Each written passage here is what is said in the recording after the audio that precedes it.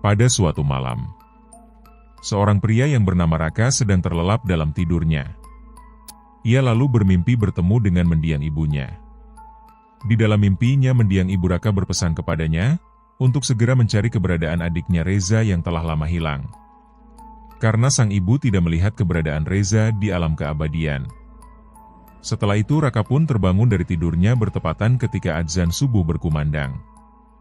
Setelah selesai melaksanakan sholat subuh, Raka berdoa kepada Tuhan Yang Maha Kuasa untuk memberikannya petunjuk di manakah adiknya kini berada. Singkat cerita, di sore harinya, Raka pergi ke sebuah kafe untuk melepas penat. Ia sedang serius menatap layar laptopnya. Jari-jarinya berhenti di atas keyboard, terpaku pada satu artikel lama yang hampir tak bisa ditemukan lagi.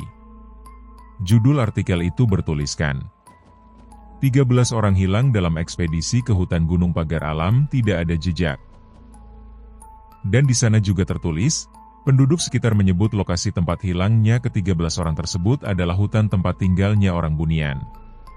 Dan di sanalah Reza, adik bungsu Raka, menghilang saat melakukan ekspedisi dalam rangka melakukan pemetaan wilayah. Raka menghela nafas. Ini bukan pertama kalinya ia membaca berita semacam ini. Tapi entah kenapa, kali ini rasanya berbeda. Ada rasa yang membuatnya bertekad untuk mencari keberadaan adiknya ke Gunung Pagar Alam. "Apa kamu benar-benar mau menyelidikinya?" tanya Yuni yang tiba-tiba muncul di sebelahnya, sambil membawa 2 cangkir kopi hitam. Yuni adalah teman Raka. Mereka berteman sejak masa kuliah dulu. Yuni bekerja sebagai dosen antropologi dan peneliti kebudayaan di Indonesia. Sedangkan, Raka bekerja sebagai jurnalis. "Aku butuh satu jawaban. Apakah makhluk Bunian itu nyata dan apakah benar adikku ada di dunia mereka?" Jawab Raka sambil menyeruput kopi yang dibawakan oleh Yuni. Yuni lalu duduk perlahan. "Tapi ini bukan cerita biasa, Raka. Aku pernah dengar tentang tempat itu. Orang-orang bilang, desa yang kamu cari itu tidak ada di peta manapun." "Ya, aku tahu itu. Dan itulah yang menjadi penyebab adikku hilang dan belum ditemukan sampai saat ini. Karena saat adikku sedang melakukan pemetaan di desa itu, dia tidak pernah kembali lagi." Jawab Raka. "Lalu apa yang akan kamu lakukan?" Yuni bertanya. "Aku akan pergi ke desa itu untuk mencari adikku." Raka lalu menceritakan tentang mimpinya kepada Yuni. Setelah bercerita panjang lebar, akhirnya Yuni pun memutuskan untuk ikut bersama Raka ke Gunung Pagar Alam. Lebih tepatnya, ke desa para orang Bunian. Singkat cerita, 2 hari kemudian mereka pun memulai perjalanan menuju ke Sumatera Selatan. Dengan bermodal satu artikel kuno, dan kabar simpang siur tentang sebuah desa yang dipercaya adalah gerbang pintu masuk menuju tempat makhluk Bunian. Nama desa itu adalah Desa Hanyut. Akhirnya, mereka tiba di pinggir sebuah kecamatan kecil bernama Talang Tapus. Desa ini tampak seperti desa biasa. Ada area persawahan, jalan yang masih berupa tanah, dan mereka melihat masih ada anak-anak yang bermain bola di lapangan terbuka. Tapi, satu hal yang terasa berbeda, yaitu pandangan dari para penduduknya. Semua orang menatap mereka dengan tatapan tajam. Seolah mereka sudah tahu tujuan dari Raka dan Yuni, tapi mereka enggan untuk mengatakannya. "Aku pernah ke banyak tempat terpencil, tapi suasana di sini tidak biasa. Terlalu hening untuk desa yang penuh dengan anak-anak," ucap Yuni. Raka hanya memandang Yuni, tidak membalas ucapannya. Mereka pun bertanya kepada seorang warga perihal rumah seorang kepala dusun di desa tersebut. "Maaf Pak, rumahnya Pak Surya di sebelah mana ya?" tanya Raka. "Rumah Pak Surya ada di ujung desa ini, Mas. Dari sini kalian berjalan lurus saja, lalu menyeberangi sungai kecil yang ada jembatannya. Setelah selesai menyeberang, naik sedikit ke arah atas. Di situ rumahnya Pak Surya," jawab seorang bapak yang memberitahu arah menuju ke rumah Pak Surya. Setelah sampai di seberang sungai, sampailah Raka dan Yuni di rumah Pak Surya. Mereka menemukan Pak Surya sedang duduk di teras rumah. Rumahnya setengah lapuk dan tercium juga aroma bau kayu tua dari lantai kayunya. "Kalian cari desa hanyut, ya?" tanya Pak Surya, bahkan sebelum Raka dan Yuni memperkenalkan diri. "Iya." "Bagaimana Anda bisa tahu?" jawab Raka keheranan. "Karena cuma orang bodoh yang mau ke sana," gumam Pak Surya.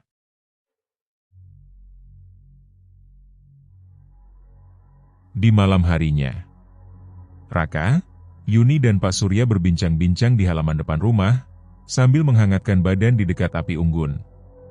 Raka dan Yuni menanyakan tentang sejarah desa hanyut, hilangnya 13 orang di desa itu dan tentang sosok makhluk bunian. Pak Surya pun menjawab pertanyaan mereka sambil memandangi hutan yang berkabut. Dulu, desa hanyut itu ramai. Orang-orang hidup berdampingan dengan alam. Tapi mereka tidak tahu kalau mereka berbagi tanah dengan makhluk bunian. Makhluk bunian bisa mengambil rupa manusia. Mereka tidak suka dilihat ataupun diketahui identitasnya, dan mereka juga tidak suka kalau manusia ikut campur dengan urusan mereka. Tapi seiring berjalannya waktu, warga desa hanyut mulai dimasuki para pendatang. Dan banyak dari mereka adalah orang yang serakah. Mereka membangun rumah, masuk terlalu dalam ke wilayah makhluk bunian. Orang-orang itu menebangi pohon yang dikeramatkan. Sampai tibalah di malam itu. Ketika 10 orang dari desa dan 3 orang dari kota yang sedang melakukan pemetaan wilayah menghilang. Dan tempat itu menjadi terkutuk untuk selamanya. Pak Surya berhenti sejenak.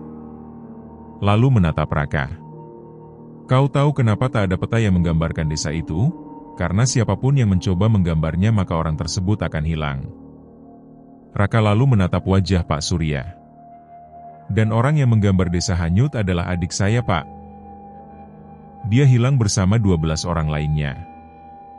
Dan inilah yang menjadi alasan saya untuk datang ke tempat ini. Saya dan Yuni akan mencari keberadaan adik saya dan ke-12 orang yang dibawa oleh makhluk bunian itu, Pak," ucap Raka.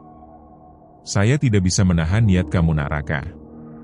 Tapi saya cuma berpesan, jika kalian berhasil keluar dan kembali dari alam bunian, itu artinya kalian memanglah orang yang terpilih untuk bisa menyelamatkan warga yang diculik oleh makhluk bunian. Akan tetapi, kalau kalian tidak bisa keluar, maka kalian akan tersesat selamanya di sana," jawab Pak Surya. Mendengar perkataan Pak Surya, tekad Raka dan Yuni tidak berubah. Mereka akan tetap pergi mencari orang-orang yang hilang. Terutama mencari Reza, adik Raka. Malam harinya, Raka membuka gulungan peta tua yang diberikan Pak Surya. Hanya berupa coretan tangan di atas kertas perkamen, dengan satu jalur setapak dan catatan kecil. "Ikuti suara lonceng. Tapi jangan membalas jika namamu dipanggil." Yuni merasa merinding membaca catatan itu. "Kita benar-benar akan masuk ke sana?" tanya Yuni. "Ya, kita harus ke sana. Kalau cerita ini benar, kita bisa jadi orang pertama yang keluar hidup-hidup dari desa itu dengan bukti," jawab Raka. Singkat cerita, keesokan paginya, mereka melangkah masuk ke dalam hutan. Ketika baru masuk ke dalam hutan, semuanya masih terasa baik-baik saja. Tapi, setelah masuk setengah perjalanan di dalam hutan tiba-tiba, kabut mulai turun. Bahkan matahari pun mulai tertutup oleh kabut. Suara burung hilang, dan udara mulai terasa dingin. Setelah 1 jam berjalan, Raka tiba-tiba menghentikan langkahnya. Ia lalu menoleh ke arah Yuni. "Apa kamu dengar itu?" tanya Raka. Yuni hanya menjawab dengan mengangguk pelan.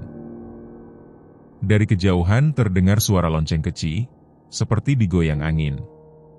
Namun di balik suara lonceng itu terdengar juga sayup-sayup suara seorang wanita memanggil sebuah nama. Dan suara itu memanggil nama Raka. Suaranya sangat pelan, seolah hanya dibisikkan dari balik daun-daun. Yuni mencengkeram lengan Raka. "Jangan dijawab," bisiknya cepat. "Itu pasti bukan manusia, ucap Yuni mengingatkan Raka. Raka mengangguk pelan. Walau wajahnya gusar.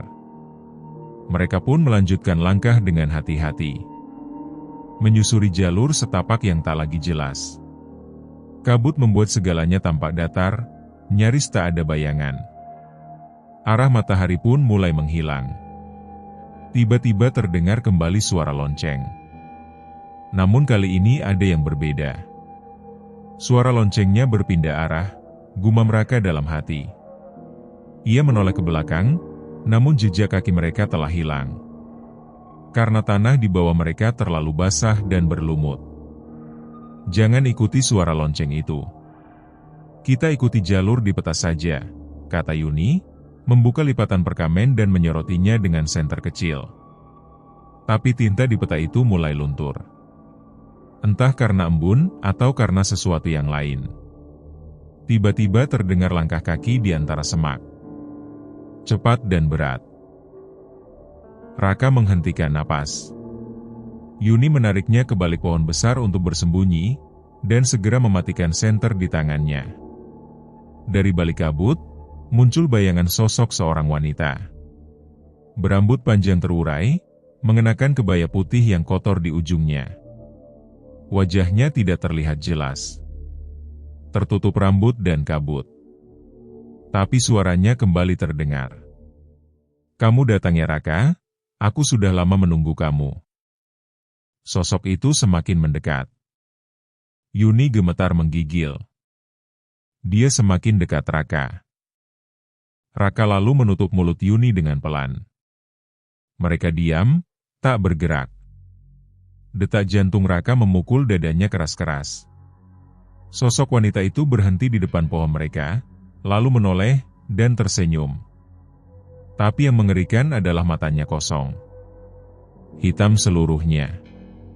Sosok wanita itu mengangkat tangannya, memperlihatkan sesuatu, sebuah kalung. Kalung kecil dari manik-manik kayu, yang Raka kenali. Itu adalah kalung milik adiknya, Reza. Yang hilang belasan tahun lalu di hutan yang Raka dan Yuni masuki. Ini, punya adik kamu kan? Kata sosok wanita itu dengan suara menggema aneh. Raka hampir membuka mulut. Tapi Yuni mengguncangnya ringan. Memaksa matanya kembali fokus. Wanita itu perlahan pergi menjauh, masuk lagi ke dalam kabut, dan lenyap begitu saja. Suaranya tetap menggema pelan. Raka, Reza menunggumu di dalam. Setelah keheningan kembali, Yuni baru berani bicara. Kamu lihat itu? Bisiknya. Raka mengangguk. Itu kalung Reza. Aku yakin, ucap Raka. Yuni menggigit bibir. Raka, aku mulai merasa kita bukan cuma mencari adik kamu. Tapi kita sedang dicari balik oleh makhluk bunian itu. Mereka berdua diam sejenak untuk beristirahat. Mencoba untuk menenangkan diri dari kejadian yang baru saja mereka alami. Dan lonceng pun kembali berbunyi. Tapi kali ini lebih dekat dan lebih cepat. Mereka pun harus terus berjalan. Langkah mereka makin hati-hati. Di antara kabut yang menelan arah mata angin, Raka dan Yuni hanya mengandalkan peta lusuh dan senter yang sinarnya tampak redup melawan kelamnya hutan. Setiap pohon terasa seperti mengawasi. Setiap daun yang bergerak seolah mengeluarkan bisikan. Tiba-tiba, mereka melihat sesuatu yang mengguncang logika. Ada sebuah tangga yang terbuat dari batu. Tertutup sebagian oleh akar dan lumut, seolah berasal dari peradaban yang terlupakan. Tangga ini bukan bagian dari peta, kata Yuni pelan. Tapi lihat itu, jawab Raka, menunjuk pada batu pertama di anak tangga. Di mana ada sebuah tanda ukir terpahat, sebuah lingkaran di dalam segitiga terbalik. Simbol yang sama seperti yang tertera di bagian pojok peta perkamen. Tanpa berlama-lama, mereka lalu naik perlahan. Setiap injakan seolah menenggelamkan kaki lebih dalam ke dalam dunia yang bukan milik mereka. Ketika mereka mencapai puncak tangga, Hutan terlihat terbuka sedikit. Di depan mereka terbentang jalan kecil yang tertutup kabut. Tapi di kejauhan tampak ada tiang kayu yang berjejer, seperti penanda masuk ke suatu wilayah. Di salah satu tiang tergantung benda aneh. Benda itu bentuknya mirip seperti kepompong kecil yang dibungkus daun-daun kering, menggantung dengan tali benang berwarna putih.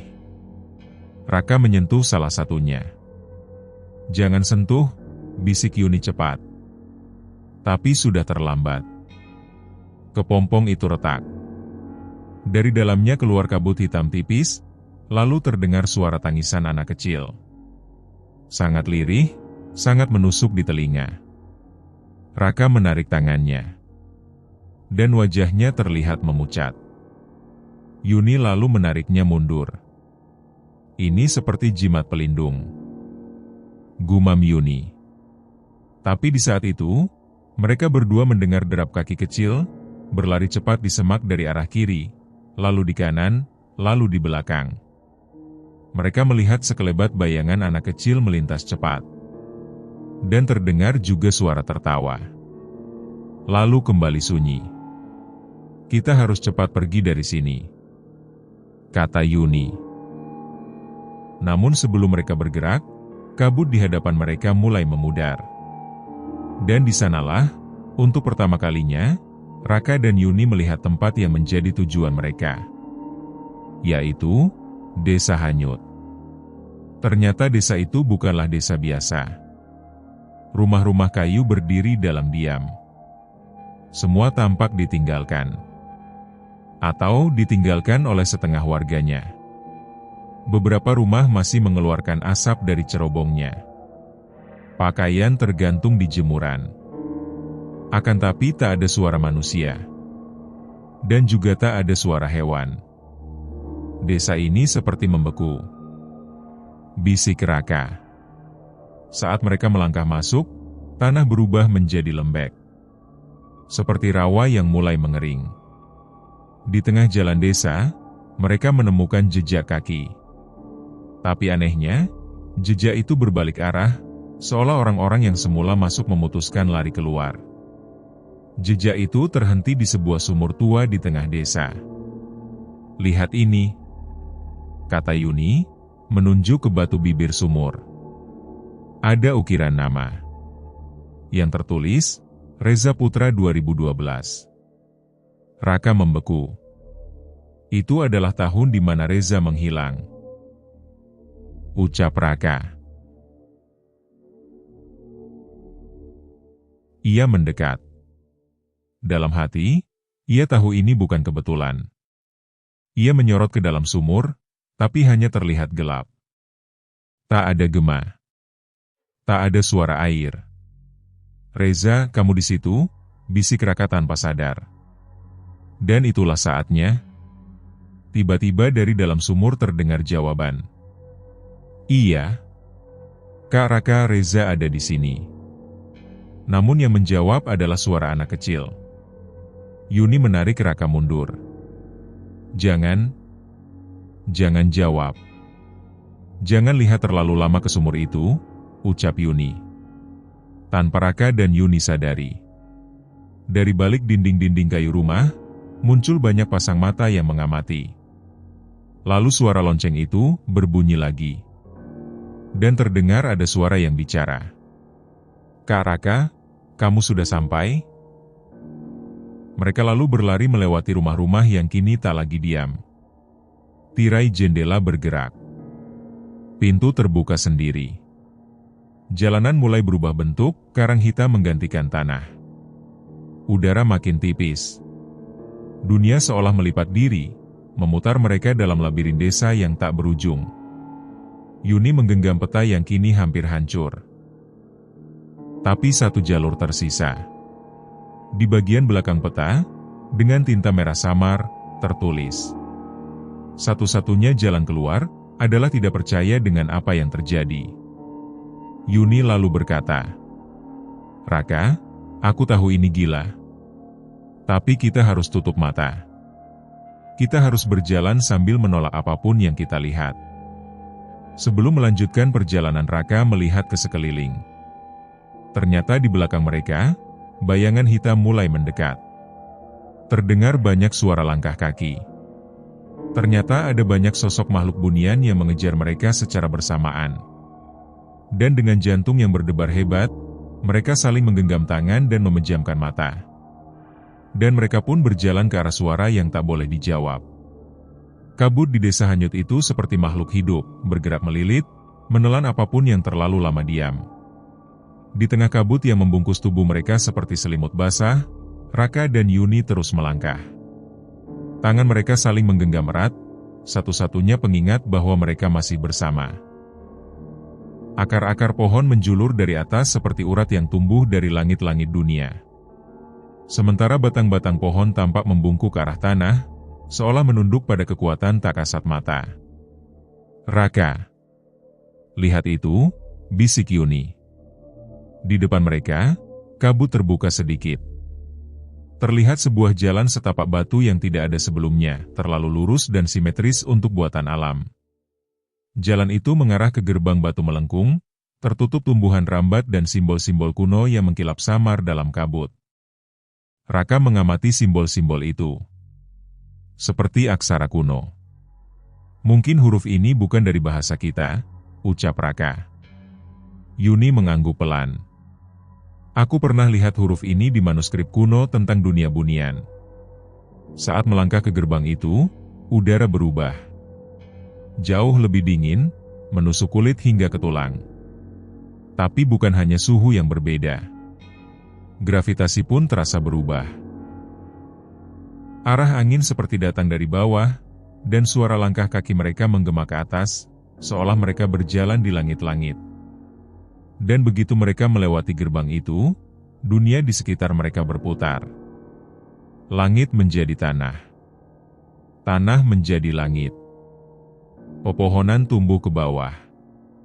Suara burung terdengar terbalik, seperti kaset diputar mundur. Raka dan Yuni terhuyung, tapi tetap saling genggam. "Aku rasa kita barusan masuk ke alam mereka," gumam Raka dengan suara berat. Di hadapan mereka membentang sesuatu yang tak bisa disebut desa, tapi juga bukan hutan. Rumah-rumah berdiri terbalik, atapnya menyentuh tanah, pondasinya menggantung di atas. Jalan-jalan melingkar seperti spiral, tidak ada sudut lurus. Sungai mengalir ke atas. Tapi semuanya sunyi. Terlalu sunyi. Namun di tengah tempat aneh itu, berdiri satu bangunan kayu sederhana, berdinding anyaman bambu seperti rumah panggung tradisional. Di depannya tergantung lonceng kecil, yang terus berbunyi sendiri. "Kita harus masuk ke sana," kata Yuni, meski suaranya gemetar. Raka menahan napas. Ia merasa setiap langkah ke arah rumah itu seperti mendekatkan dirinya pada sesuatu yang tak seharusnya ia temui. Saat mereka melangkah ke depan, suara-suara mulai terdengar dari segala arah, berbisik dalam bahasa yang tak mereka mengerti. Di dalam kepala Raka, suara itu berubah menjadi kenangan. "Raka, jaga Reza baik-baik." Suara ibunya terdengar, padahal ia tahu ibunya sudah lama tiada. "Kakak, kamu janji gak akan tinggalin aku." Suara Reza, dari masa lalu saat mereka bermain petak umpet di kebun belakang rumah. Langkah Raka terhenti. Kepalanya terasa berat, matanya mulai berkunang. Tapi Yuni menariknya. "Jangan dengar. Mereka sedang mencoba menjebakmu dalam pikiranmu sendiri." Begitu mereka sampai di depan rumah itu, lonceng berhenti berdentang. Pintu terbuka, tanpa ada yang mendorongnya. Di dalam ruangan remang itu, hanya ada satu lilin kecil menyala di tengah lantai kayu. Di sekelilingnya tergantung bingkai-bingkai foto tua, tapi fotonya kosong, hanya siluet bayangan hitam dengan mata putih. Satu bingkai membuat Raka mendekat dengan gemetar. Ia mengenali pose itu. Seorang anak kecil dengan senyum lebar dan topi biru. Tapi wajahnya tak tampak, hanya siluet hitam. Namun, tulisan di bawahnya jelas. Bertuliskan Reza Putra. "Ini foto yang sama seperti yang di ruang tamu rumah orang tuaku," lirih Raka. Yuni berjalan ke sisi lain ruangan. Ia menatap satu bingkai lain, dan terdiam. Nama di bawahnya bertuliskan, Yuni Rahmawati. Ini tidak masuk akal.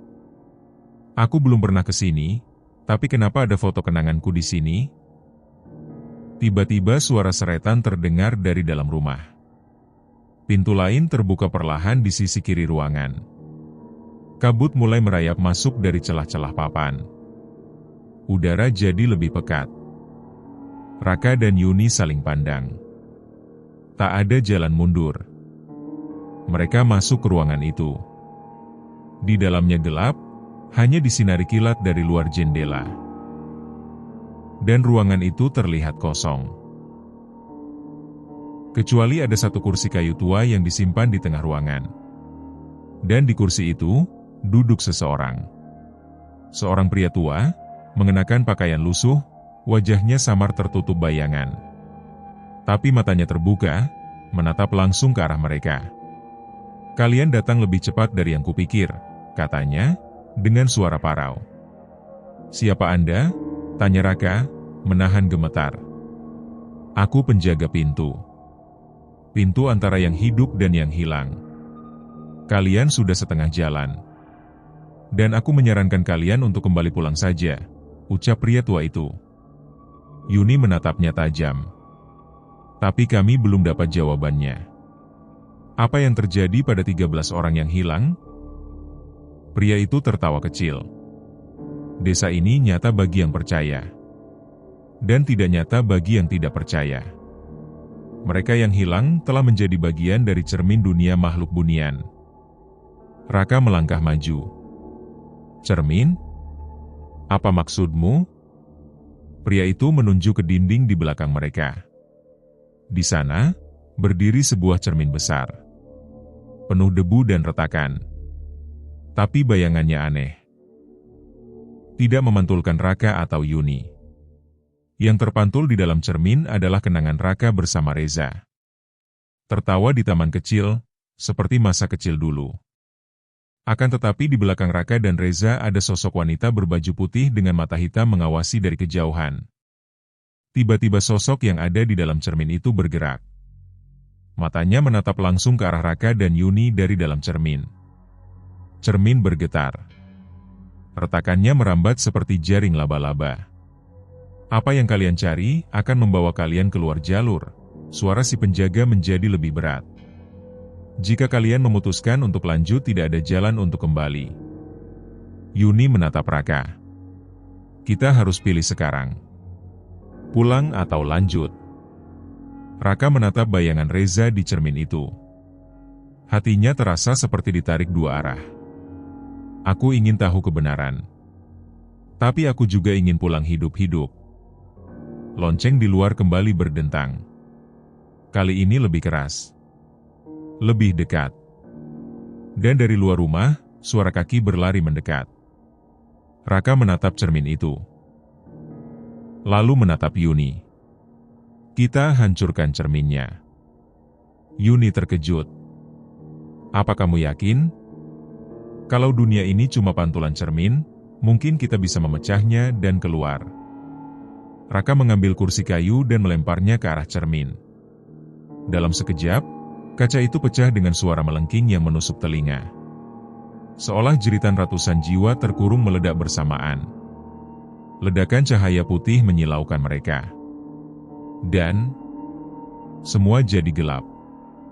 Raka perlahan membuka matanya, tapi tak ada cahaya dan tak ada bentuk yang terlihat.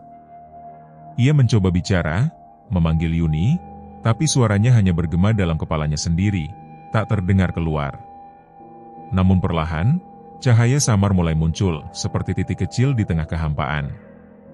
Titik itu membesar, membentuk lingkaran cahaya hangat. Dan di dalamnya, terlihat wajah. Reza. Masih kecil.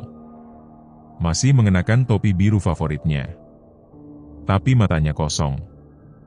Tak berkedip. Kakak, suara kecil itu bergema, bukan dari mulut Reza, tapi dari segala arah. "Kakak, kenapa kakak tinggalin aku waktu itu?" Raka ingin menjawab, tapi suaranya tercekat. Mulutnya tak bisa bergerak. Perasaan bersalah menghantam seperti gelombang besar. "Aku nunggu lama, Kak. Tapi kakak nggak pernah datang." Wajah Reza mulai retak, seperti patung tanah liat yang kering. Senyumnya tak berubah, tetap seperti kenangan. Dan tiba-tiba, suara Yuni terdengar. "Raka, bangun. Kita belum selesai." Raka terbangun dari mimpinya itu. Terduduk, terengah-engah, dikelilingi kabut tebal. Tapi Raka dan Yuni sudah tidak lagi berada di tempat tadi. Tidak lagi berada di rumah tua terbalik. Tidak pula hutan yang mereka kenal. Ini tempat lain. Langit di atas mereka berwarna abu-abu, tanpa matahari. Awan tak bergerak. Di sekeliling, tanah datar membentang jauh tanpa pepohonan. Tapi di kejauhan, tampak siluet rumah-rumah tua berdiri berkelompok, diam seperti patung bisu. Yuni berdiri di sampingnya. Wajahnya pucat, tubuhnya gemetar, tapi matanya masih tajam. "Kita berhasil. Kita keluar dari rumah itu," katanya, napasnya tak teratur. "Tapi kita belum kembali ke dunia kita. Kita terjebak di antara dua dunia." Raka berdiri perlahan. Di tangannya ada pecahan kecil kaca cermin.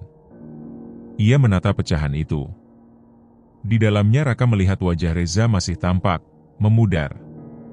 "Lihat itu," kata Yuni, menunjuk ke arah barat. Ada bayangan. Seseorang berjalan. Mereka berdua menyipitkan mata. Sosok itu berjalan tertatih. Semakin mendekat dan semakin jelas. Bukan satu orang, tapi 4. Dan wajah-wajah mereka adalah orang-orang yang hilang dari desa dan satu orang yang sangat Raka dan Yuni kenal. Pak Darto, sang pemilik warung. Fitri, siswi SMA. Dede, pemuda dari desa hanyut yang menjadi relawan saat ada aktivitas pemetaan wilayah, dan satu orang lagi, seorang lelaki dengan mata sayu dan bekas luka di dahi. "Itu Reza," teriak Raka. Mereka berlari mendekat. Tapi keempat orang itu tak bereaksi. Wajah mereka kosong. Gerakan mereka seperti orang tidur sambil berjalan. Tatapan lurus, dan mulut mereka terkatup rapat. Raka mencoba menyentuh bahu Raka, tapi tubuhnya terasa dingin dan berat seperti menyentuh batu yang hidup. "Mereka tidak sadar," bisik Yuni. "Mereka tersesat seperti kita. Tapi mereka sudah terlalu lama di sini." Tiba-tiba, langit berubah warna. Dari warna abu menjadi warna merah tua. Dan dari balik bayangan rumah-rumah tua, terdengar suara langkah kaki serempak.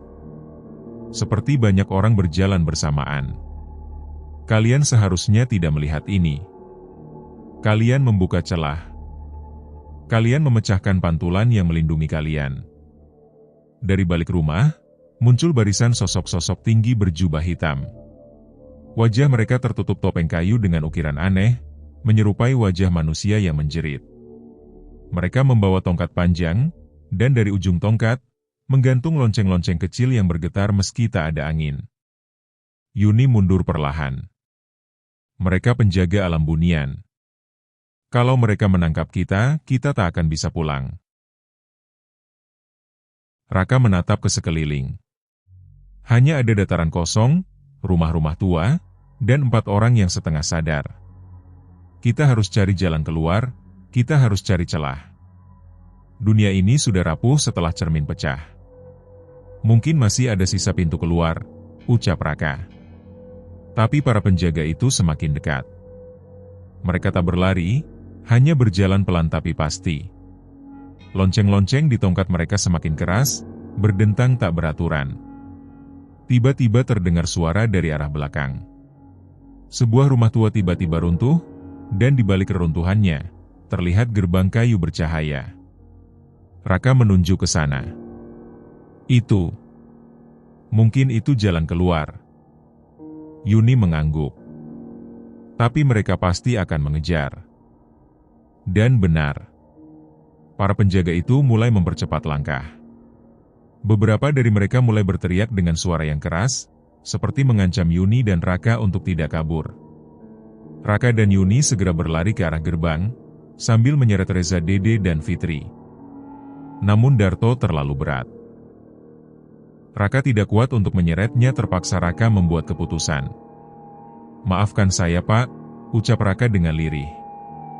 Langkah mereka berat, seolah gravitasi menolak mereka pergi. Tapi mereka terus mendorong diri. Para penjaga mulai mengayunkan tongkat mereka. Suara lonceng menjadi seperti sirene, memanggil sesuatu dari bawah tanah. Tanah di sekitar mulai retak. Tangan-tangan hitam menjulur dari bawah, mencoba mencengkeram kaki mereka. Tapi Yuni meraih pecahan kaca di tangan Raka, lalu mengangkatnya tinggi ke arah cahaya gerbang. Pecahan itu mulai bersinar. Ledakan cahaya kembali terjadi menerpa mereka semua. Tapi hempasan kali ini lebih kuat. Dunia bunian mulai pecah. Rumah-rumah hancur. Sosok penjaga menjerit dan lenyap menjadi kabut. Lonceng-lonceng meleleh. Langit runtuh seperti kaca dipecahkan dari atas. Dan dalam sekejap semuanya lenyap dan menjadi gelap. Raka terbangun di hutan. Langit kini terlihat biru. Matahari pagi menembus celah daun. Kali ini terdengar suara burung dan udara segar mulai terasa menyejukkan badan. Yuni terbaring di sebelahnya, dan perlahan mulai membuka matanya. Reza, Dede dan Fitri masih pingsan. Tak ada jejak rumah tua. Tak ada kabut. Tak ada lagi suara lonceng. "Apakah kita kembali?" tanya Yuni, masih tak percaya. Raka mengangguk. Matanya berkaca-kaca. Sepertinya iya. Tapi saat ia berdiri dan melihat ke tanah, pecahan kaca itu masih di tangannya.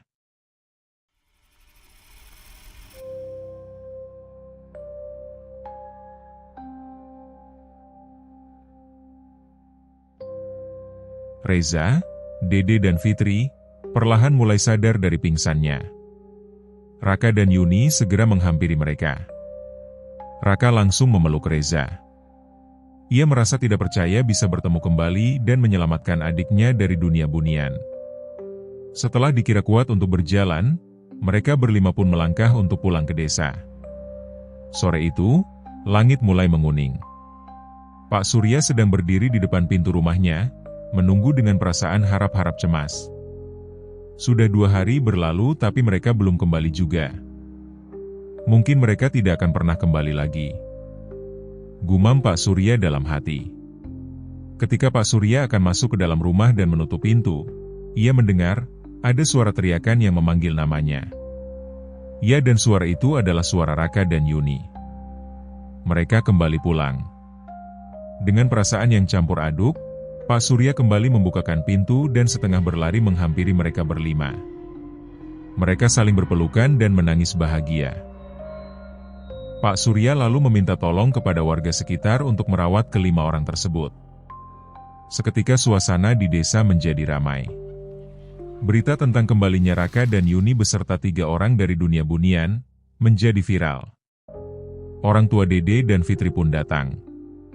Mereka tidak menyangka anak-anaknya bisa kembali pulang tanpa kekurangan sesuatu apapun.